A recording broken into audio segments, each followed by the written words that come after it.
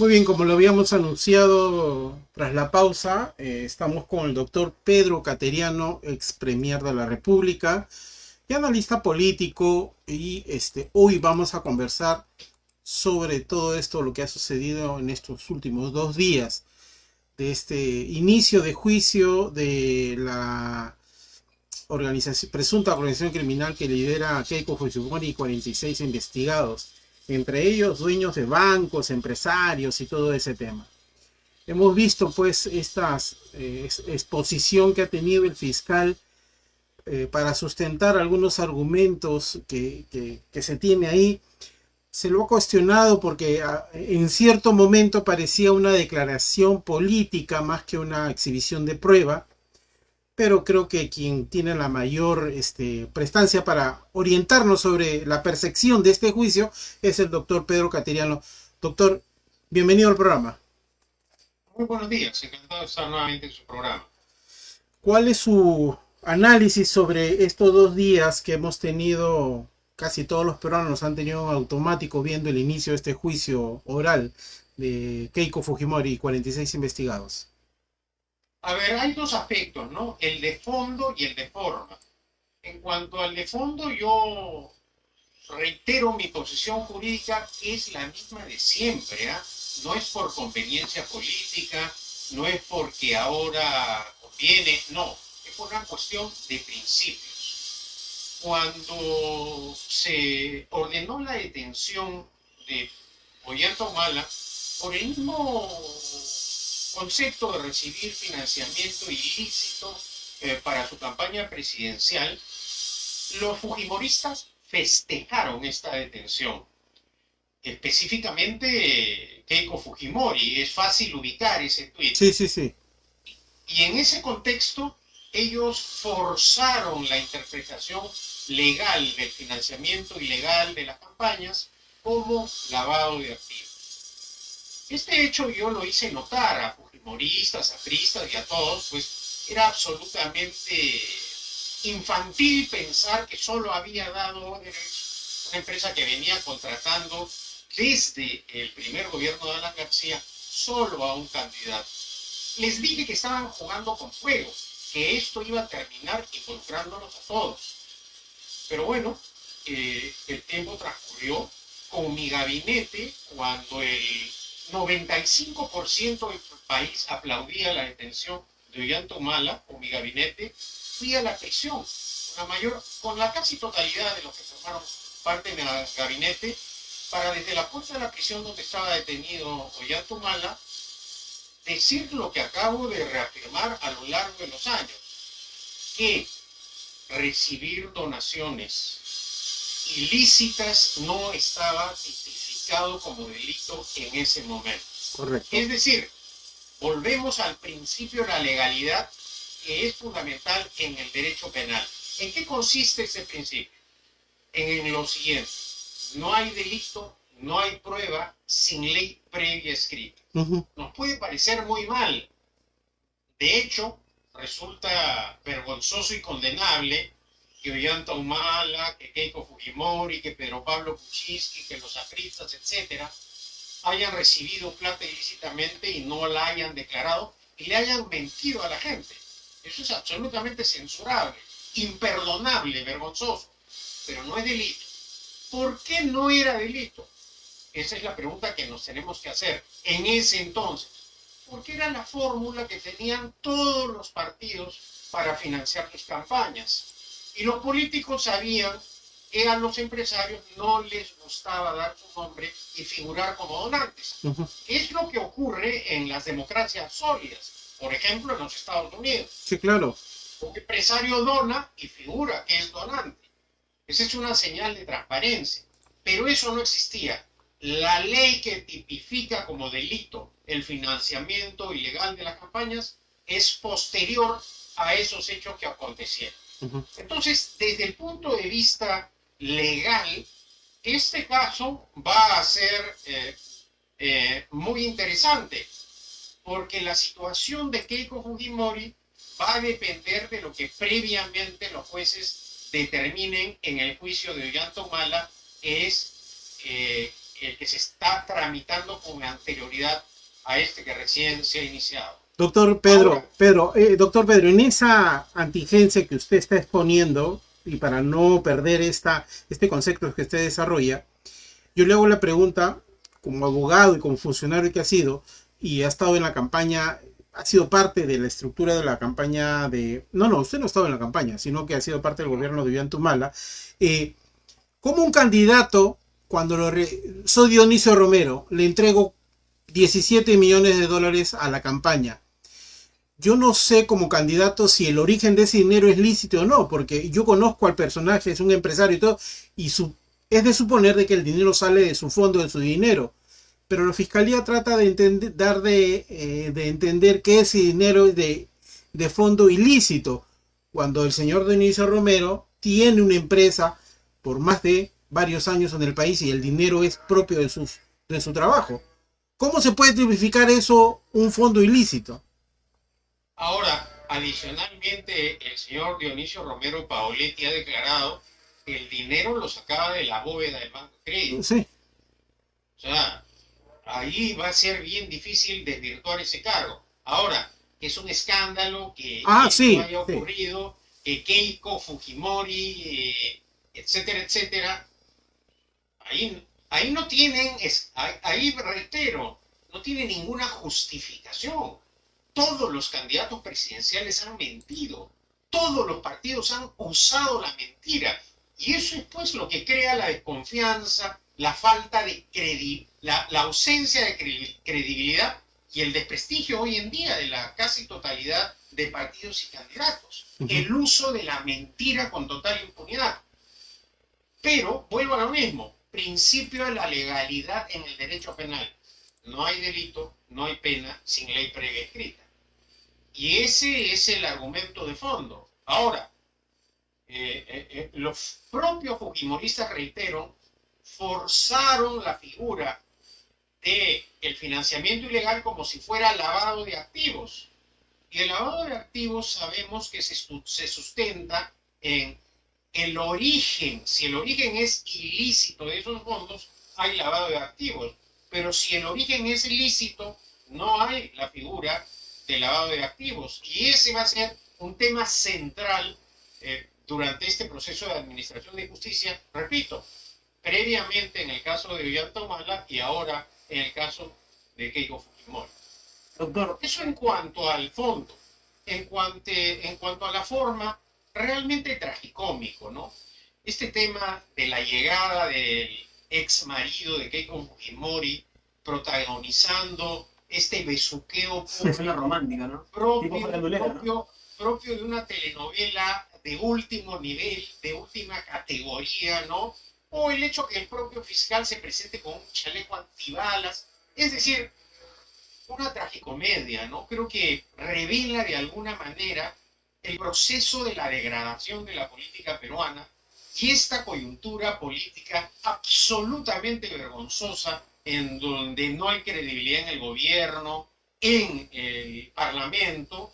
Y bueno, esa es la penosa situación por la que estamos atravesando. Freddy.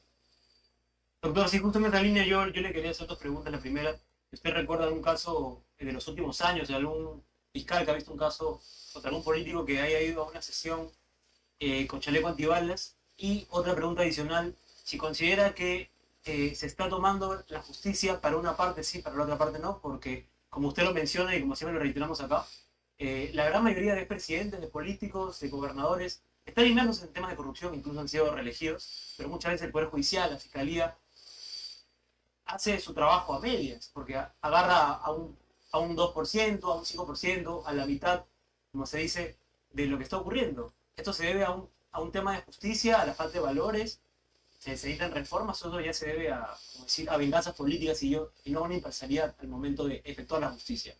Esas son mis dos preguntas, doctor Cateriano. Empezaré por la más larga, que es la segunda. La última. Yo creo que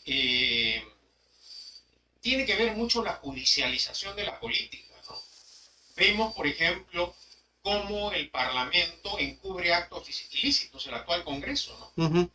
A los mochasueldos no les ha pasado absolutamente nada. A los amigos de la alianza entre Cerrón, Keiko Fujimori, Acuña y Luna y demás compinches, no les pasa nada. El caso más emblemático es el de Becerril, por ejemplo, ¿no? Sí, sí. Que no está pedido por, ni denunciado por adversarios, por enemigos, por odiadores, no, por la Fiscalía de la Nación. Y hemos visto cómo este Congreso vergonzosamente archiva las solicitudes de la Fiscalía de la Nación para investigar a parlamentarios y a miembros de anteriores parlamentos que son protegidos por esta alianza política que hoy día controla el Parlamento. Y hemos visto también cómo los fujimoristas y apristas, que son los campeones nacionales de la guerra sucia y la persecución, lo digo por experiencia propia, por experiencia vivida. A mí se me acusó, no se me acusó porque no se me llegó a acusar constitucionalmente, pero se derivó a la Fiscalía un informe de la señora Luciana León en base a sus dichos, en donde no había ninguna prueba. A lo largo de estos 12 años, nadie se ha acogido a la colaboración eficaz para decir, yo le di a Cateriano, yo le llevé maletines a una lonchera, o como está ocurriendo con la señora K, Sí. yo he ido a la bóveda y he sacado. No, en 12 años, en 4 fiscalías distintas, ratificado por 4 fiscalías también superiores, con 2 auditorías de la Contraloría. Nada. Eso te refleja que ahora los fujimoristas y apristas que claman persecución política o dicen ser perseguidos políticos, ellos han sido los que con su poder persiguen a sus adversarios. Y hoy en día no podemos sostener que apristas, fujimoristas, que PPK, que son perseguidos políticos, o el propio Ollanta Humala. No. Ellos están ante la justicia porque tienen que responder, porque toda autoridad democrática tiene obligación de dar cuenta de sus actos, no porque estén perseguidos políticos, como ayer ha sido esa la defensa de la mayoría de los partidarios de la señora Keiko Fujimori. Esto ya desde el punto de vista de lo que constituye la obligación de una autoridad democrática, sobre todo si aspira a ocupar el más alto cargo, que es el de presidente de la República. El país ha pasado por una situación absolutamente vergonzosa a nivel internacional. Sí. Presidentes fugándose, que se han tenido que extraditar, que han pedido asilo. Así es. Entonces, ¿eso qué ha generado en el país? Un descrédito absoluto de la clase política y sobre todo una situación de desconfianza que permite precisamente casos como el de Antauro Humala o estas candidaturas como la de Pedro Castillo, que de la nada, ¿no? Con no partido Surgió simplemente como una respuesta para frenar a Keiko Fujimori, es decir, primó la sensación de rechazo al fujimorismo, ¿no? Del antivoto por razones de odio que la razón. Y yo creo que un país no se puede manejar de esa manera. Así es, Confío en que en la siguiente elección no actuemos de la misma manera. Mire qué interesante esta última parte de su desarrollo de esta tesis sobre el antivoto. Y esto también me ha hecho conectar con una parte que usted ha hablado sobre que todos los políticos mienten. Bueno, por lo menos todos los que ya postularon y pasaron hacia atrás, hacia la historia de atrás. Y bueno, hay algunas excepciones, sí, ¿no? sí. Mario Vargas Llosa no mintió. Pero son muy Mario pocas. Vargas Llosa dijo que para controlar la Así es. inflación que dejó Alan García Había que hacer el aplicar el shock, el Sí, ajuste. exacto. Igualito a lo que ha ocurrido con Milei en la Argentina. Por supuesto. Exactamente. Exacto. Coincido Pero con usted. el pueblo prefirió elegir y votar al que mintió. Así es. Ahora, Con todos sus defectos y algo que no le gustaba a Ollanta Humala que yo dijera, lo irritaba, es que en la segunda vuelta para ganar Ollanta Humala se moderó sí. y ofreció una hoja de ruta. Y esa hoja de ruta la cumplió. Ujú. Eso lo irritaba a Humala cuando yo mencionaba eso como ministro, primer ministro, porque lo distanciaba pues, de la izquierda que lo llevó Al y los poder. parlamentarios de izquierda que Con el fueron chavismo, ¿no? elegidos en la primera vuelta y que luego en la segunda vuelta con su cambio y en su primer gobierno, ¿no? Diré en su primer gabinete que generó la crisis, le traía problemas de manejo interno. Ujú. Pero esa fue la verdad. Humala, con todos sus defectos y virtudes, cumplió con su hoja de ruta, ¿no? A eso iba el desarrollo de esta pregunta que quiero hacerlo. ¿Qué es o sea, cuánto de fundamental es de que una autoridad política, un candidato, una persona que quiere entrar al Estado, tenga como valor no mentir? Porque, a ver, si yo postulo y digo que voy a hacer esto, estoy generando un compromiso social con los que van a votar conmigo, y que cuando yo llego al Congreso, digamos, lo que pasó con Acción Popular, termino cruzando la vereda y traicionando los principios básicos. Mentir aquí pareciera que fuera un mecanismo de marketing para obtener la posición de poder, pero no es sancionable, doctor Cateriano. Bueno, es que la mentira en política tampoco está tipificada como delito, si vamos al campo penal, ¿no? Claro. Y eso depende de la gente. La política también es una pasión, como el amor, ¿no? Es como le dicen, oye, hijito, esta chica no te conviene, no te va a ir bien con la chica, ¿no? Y entonces, cegado por el amor, se casa con la chica. Y luego vienen las consecuencias. O al revés, oye, hijita, con el chico que está saliendo es un bailador profesional, ¿no? Pero es así. Entonces, a veces en la política el tema de la pasión, de la polarización, son factores que influyen, ¿no? Eh, eh, Cuando viene de la ¿Cómo victimización. ganó la segunda vuelta Castillo? Sin abrir la boca, Sí, bailando guainitos. Esa es la pura verdad. sí, sí, sí, sí. Las presentaciones de Castillo eran tan calamitosas, pero tan desastrosas, que obvió las entrevistas. Ujú. Que dicho sea de paso, es una práctica que continúa la presidenta Boluarte. No dar entrevistas, correrse de la prensa, Pero, no dar cuenta de sus actos, no, que es ciertamente un comportamiento absolutamente antidemocrático. sí, sí, sí, sí. Bueno, no nos olvidemos que es parte de la misma plancha presidencial.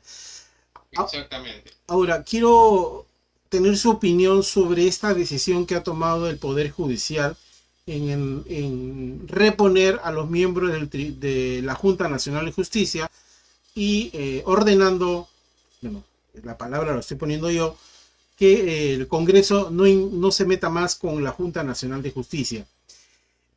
Otra vez, un poder avasalla las facultades de otro. Claro, ahí habría que discutir la legitimidad o la poca preparación del Congreso, pero no deja de tener las facultades para tomar decisiones dentro del marco de la Constitución. Y esta resolución termina siendo otra vez intromisión entre los poderes. Por lo menos lo veo yo así, doctor Cateriano. Yo quisiera hacer un poco de memoria. Los mismos argumentos que hoy emplea el Fujimorismo, que es en realidad la agrupación principal en el Congreso, fueron los que utilizó cuando en la época de la borrachera política del Fujimorismo se cargaron a 3 magistrados del Tribunal Constitucional, que era competencia del tribunal. Y no era. Acá los parlamentarios creen que con la fuerza bruta de los votos pueden hacer lo que quieren. Y no es así. La Constitución establece límites para los 3 poderes del Estado. Y cuando un poder del Estado se excede, la obligación del otro poder es controlar. La presidenta Boluarte ha claudicado, ha abandonado su función de defender el orden constitucional y, por ejemplo, no observa ninguna ley claramente anticonstitucional Sí. o populista de la que aprueba el Congreso en materia económica, porque tiene pánico al Congreso. Pero el Parlamento está en la obligación de frenar esos excesos diré, el Poder Judicial está en la obligación de frenar esos excesos. Salvando las distancias y la coyuntura, actualmente en España se ha presentado una situación interesante de analizar. El gobierno plantea una amnistía a los terroristas de ETA, claramente inconstitucional. Logra que el Parlamento lo apruebe. Hay un rechazo, pero la fuerza de los votos y las alianzas permiten que esa ley se apruebe. ¿Qué ha hecho ahora el Tribunal Supremo de España? Señores, esta ley no procede. Es decir, hay un freno a los excesos en el ejercicio del poder del Congreso. Acá igual. Pero acá, ¿qué es lo que está ocurriendo? No solamente el Parlamento ya desacata o se enfrenta claramente al Poder Judicial, sino también a la Corte Interamericana de Derechos Humanos. Entonces, hay posiciones ya de este Parlamento claramente violatorias, no solamente del orden constitucional, sino de los compromisos internacionales del país. Y está poniendo al país en una situación que está afectando gravemente nuestra reputación internacional. ¿Quiénes son los países de América Latina que no acatan en este momento las resoluciones de la Corte Interamericana? Venezuela, Nicaragua y el Perú. Esa es la triste realidad. Ahora, acá tienen tribuna los jurisperitos y abogados que a lo largo de estos años han defendido a los juriapristas. Allá los que le creen a ellos. Allá los que le creen a ellos. Pero esa es la realidad. La realidad es que los jueces nacionales e internacionales rechazan a través de sus resoluciones los actos prepotentes y violatorios del orden constitucional de este Parlamento. Esa es la realidad. Está claro, doctor Caterano. Freddy. Doctor Cateriano, ante el gran problema desde hace años, que es la corrupción, que es la gran burocracia que existe, estamos a puertas de las elecciones y se sabe que siempre un año antes es importante que se tengan las reglas claras. ¿De qué forma o en qué medida usted considera que las reformas que de alguna forma se han avanzado, pero que aún son insuficientes para la totalidad de problemas que existen hoy en día, podrían ayudar a mejorar de alguna forma, a encaminar lo que se va a venir en el 2026? ¿Cuáles son las principales reformas, tanto políticas como en el sistema de justicia, que más allá de que una cosa es que se puedan hacer y otra cosa es que haya la voluntad, pero que si usted pudiera recomendar cuál cree que son las prioritarias y que podrían de alguna forma encaminar, si bien lo complicado que se viene, pero algo es bueno siempre avanzar, porque si solo se ponen, como decir, las trabas y no se avanza en algo, la tormenta siempre nos va a agarrar desprevenido, ¿no? Comencemos por lo último. Gran responsabilidad de la situación judicial del país la tiene el propio Poder Judicial. En más de una oportunidad lo hemos mencionado. Sí. O sea, El Poder Judicial tiene iniciativa legal para plantear proyectos de ley que permitan una auténtica reforma y salir de este atolladero. Ayer la Corte Interamericana ha publicado cuál es el país que tiene el mayor caso en la Corte, y es el Perú. Y nos tenemos que explicar por qué razón. Y la razón fundamental es porque el Poder Judicial y el Ministerio Público tienen graves problemas en el proceso de administración de justicia. Son ineficaces y lentos. Y esto ocasiona que se recurra a las instancias internacionales. Hay otros aspectos que influyen, pero ciertamente gran responsabilidad de esta situación la tiene el Poder Judicial. Ya no solo es cuestión de sueldos, ¿ah? Ojo, los vocales supremos del Perú están entre los mejores pagados de América Latina. Entonces ese argumento que se usaba en el pasado ya no es aplicable en esta situación. Y no hemos visto mejora en jueces y fiscales. Y acá también hay una responsabilidad del antiguo Consejo Nacional de la Magistratura y de la actual Junta Nacional de Justicia. Hay que decirlo con claridad. No Una cultura podemos, compartida, ¿no? sí, entonces no podemos ocultar esas corresponsabilidades. Ahora, respecto a las reformas políticas que plantea el gobierno, déjeme decirle que acá el problema es la presidenta Boluarte. Ese es el gran problema. Si la presidenta Boluarte tuviera como primer ministro a Winston Churchill o a Konrad Adenauer, estaríamos en la misma situación, porque el problema es ella, su ausencia del liderazgo político, su traición a los compromisos constitucionales, su conducta vergonzosa ante la justicia y la fiscalía, ¿no? Esto de tener dirigentes políticos como Castillo y la presidenta Boluarte, que cuando son convocados por un fiscal guardan silencio, me parece pues absolutamente vergonzoso, ¿no? ¿Quiénes guardan silencio? ¿No? ¿Quiénes guardan silencio cuando lo cita un fiscal o un juez? ¿Quiénes? Eso es absolutamente impropio e indigno en una persona que ocupa la presidencia de la República. Y creo que eso es algo que debe servir como experiencia, ¿no? Al momento de votar, saber verdaderamente por quién estamos sufragando, ¿no? Así es. Y doctor Cateriano, ya como para ir cerrando, nos quedan 2 minutos. La verdad que para el 2026 no tenemos mucha garantía de que el escenario sea distinto en el menú electoral que se presente, porque según algunos expertos hablan de que podríamos llegar hasta 30 candidaturas y las listas son interminables y la dispersión del voto va a ser increíble. Cómo la población va a tener esa capacidad de elegir bien y no tener un peor Congreso con el que ya tenemos, o un peor presidenta que tenemos, que da una vergüenza ajena.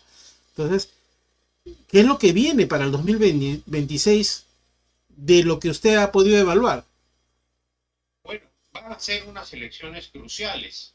El país no resiste más esta anarquía política, que es consecuencia primordialmente de la violación al orden democrático constitucional. Modestamente yo estoy trabajando por un partido, Libertad Popular, por un candidato, Rafael Laúnde Llosa, que espero pues cumplamos, que logremos lograr un apoyo de la gente. Yo creo que tampoco debemos caer en el pesimismo absoluto. Mucha gente, porque en la política es muy fácil ser francotirador, ¿no? Desde el balcón, atacar, disparar, o ser el dueño de la verdad, ¿no? Hay que, tienes que hacer, ¿no? Yo creo que es fundamental para estas elecciones la participación política, la participación de los jóvenes. La situación en la que nos encontramos es precisamente porque la gente no participa en política. ¿Por qué tenemos este nivel tan primitivo de parlamentarios? Porque la gente no quiere postular al Parlamento. Esa es la verdad. Me refiero a la gente preparada, con trayectoria democrática, el ciudadano en el buen sentido de la palabra que cumple cívicamente con sus obligaciones. Ahora, no hay partidos políticos, doctor Cateriano, hay empresas políticas donde tú quieres ser candidato, pero bueno, tienes que dejar tus 100.000 soles. Vamos, para eso yo no quiero entrar a la política. Y hay intereses políticos siniestros, ¿no? Hemos visto ayer cómo el señor Acuña no tiene ningún inconveniente en pleno escándalo de recibir con los brazos abiertos a Oscar. Sí. Pero esa es la realidad. Tampoco es que Acuña ha llegado por arte de magia al poder. Ciertamente sus millones lo han ayudado, ¿no? Como han ayudado a todos los que tienen dinero. Claro. Pero eso al final puede ser revertido con el voto de la gente. Porque el poder lo tiene la gente a través del voto. Y el voto hay que ejercitarlo. No como en la última elección que hubo un gran ausentismo. 20% de ausentismo. Doctor Cateriano, siempre es un placer poder escucharlo. Le agradezco el tiempo que nos ha prestado. Espero tenerlo otra vez para seguir discutiendo porque hay que empezar a hacer este debate y que la población entienda que hay una enorme responsabilidad para el 2026. Claro que sí. Muy buenos días. Muchas gracias, hasta luego. Conmigo hasta el lunes y Freddy mañana y el viernes. Cuídense. Hasta mañana y el viernes. Fuerte abrazo.